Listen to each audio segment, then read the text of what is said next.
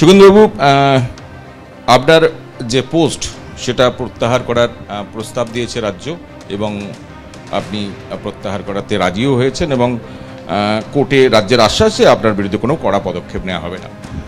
এরপর কি? এই মামলাটি আগামীকাল আবার তালিকাভুক্ত হবে বলে আমার আইনজীবী জানিয়েছে।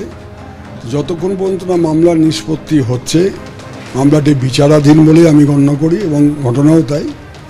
সুতরাং যতক্ষণ পর্যন্ত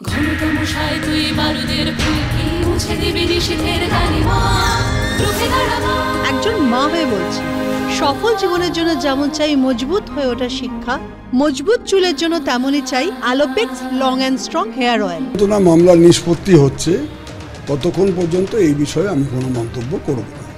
মামলার বাইরে একটা কথা বলি, আপনার যে অবস্থান, এই যে সাধারণ মানুষ রাস্তায় নেমেছেন, অনেকে গণজাগরণ বলছেন, গণ অভ্যুত্থান কেউ কেউ বলছেন, এর জন্য মানে এর পাশে থাকবেন এরপর আগামী দিন?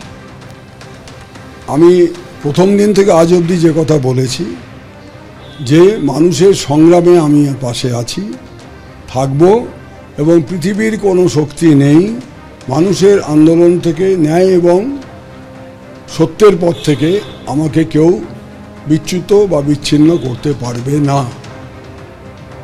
এই যে ধরুন চিকিৎসকরা রাস্তায় নামছেন, চিকিৎসকদের এই লালবাজারে রেখে পাঠানো হচ্ছে, সাধারণ মানুষ রাস্তায় নামছেন, মোহনবাগান ইস্টবেঙ্গল গলা জড়াজড়ি করে একসঙ্গে প্রতিবাদ করছেন, এই প্রতিবাদকে আজকের দিনে দাঁড়িয়ে কি চোখে দেখছেন?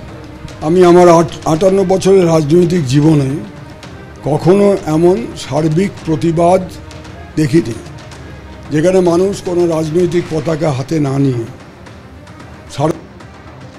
স্বাধীনতার মধ্যরাত্রে তারা রাস্তায় দাঁড়িয়ে এরকম একটা ঘটনার প্রতিবাদ করছেন। শুধু আমাদের পশ্চিমবাংলা না, পশ্চিমবাংলা তো বটেই, পশ্চিমবাংলা অগ্রণী ভূমিকা নিয়েছে, পাশাপাশি সারা দেশে, এমনকি দেশের প্রতিবাদ হচ্ছে এবং সঠিকভাবেই হচ্ছে। এবং আমি তো যে এই ধরনের ঘটনা যেখানেই ঘটুক না কেন, যেভাবে আজকে প্রতিবাদ হচ্ছে, সর্বত্র সবভাবে প্রতিবাদ। এবং আমি খুব আনন্দিত যে আজকে সুপ্রিম কোর্ট তারা বা স্বপ্রণোদিত হয়ে একটা মামলা রুজু করেছেন, করে সেখানে খুব দীর্ঘ একটি আদেশ তারা জারি করেছেন। আমি সেদিন নেতাজির মূর্তি নিচে বসে যে অসুস্থ শরীরে আমি আন্দোলন করলাম, সত্যাগ্রহ করলাম, তাদের সমর্থনে যারা সারা দেশ জুড়ে শান্তিপূর্ণভাবে, কেউ মোমবাতি হাতে নিয়ে, কেউ একটা পোস্টার হাতে নিয়ে, কেউ বাচ্চাকে সঙ্গে নিয়ে, মায়েরা তারা আন্দোলন করছে, এই দৃশ্য তো আমি আমার 58 বছরের জীবনে দেখিনি। তো আমাকে এটা সাংঘাতিকভাবে আমাকে মুভ করেছে, সাংঘাতিকভাবে আমার বিবেককে অ্যাফেক্ট করেছে। আমি তো বিবেক বর্জিত একটা মানুষ নই, আমি তো একটা অসামাজিক জীব নই যে সমাজে একটা ঘটনা ঘটবে আর আমি দেখো চোখ বন্ধ করে থাকবো। বন্ধ হলে কি প্রলয় বন্ধ করা যায় না? দল তো, দলের একাংশ তো আপনি সেটা বলছেন না। আমি আমার দল সম্পর্কে একটি শব্দ কখনো কোথাও উচ্চারণ করিনি সাম্প্রতিককালে। সুখেন্দু শেখর রায় তিনি বলেছেন যে আমার অবস্থানে এখন আমি অবিচল রয়েছি। সন্দীপ ঘোষ নিয়ে ধর্ণা মঞ্চ থেকে মতামত জানিয়েছিলাম, সত্য ও ন্যায়ের পথে গণ আন্দোলন।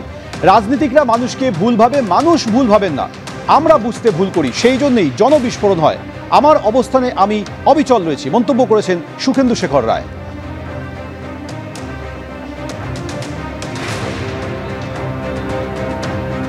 এ প্রসঙ্গে কুণাল ঘোষ তিনি কি বলেছেন শোনাবেন। আজকে তো সেটাকে ডিলিট করলেন, তাহলে মাঝখানে এই ধরনের এই বিভ্রান্তিকর প্রচার, এগুলোর কি মানে হয়? ওনার টুইটে আপত্তিকর অংশ আছে, ভুল তথ্য আছে, ভুল তথ্য। এই ভুল তথ্যগুলো এরকম একটা স্পর্শকাতর সময়ে মানুষের কাছে গেলে যদি দেখেন যে শাসক দলেরই কোনো সিনিয়র লিডার কোনো ভুল তথ্য দিচ্ছেন, মানুষের আবেগ আরো বেশি অ্যাগ্রোভেটেড হতে পারে। তো আমরা তো শুধু সেইটুকু আপত্তি করেছি, সেই যদি উনি টুইট করবেন, ডিলিট করবেন, দুঃখ প্রকাশ করবেন, তাহলে আর আমি ভয় করবো না, ভয় করবো না, এসব লোককে বিভ্রান্তিকর কথা বলে কোনো লাভ ছিল না।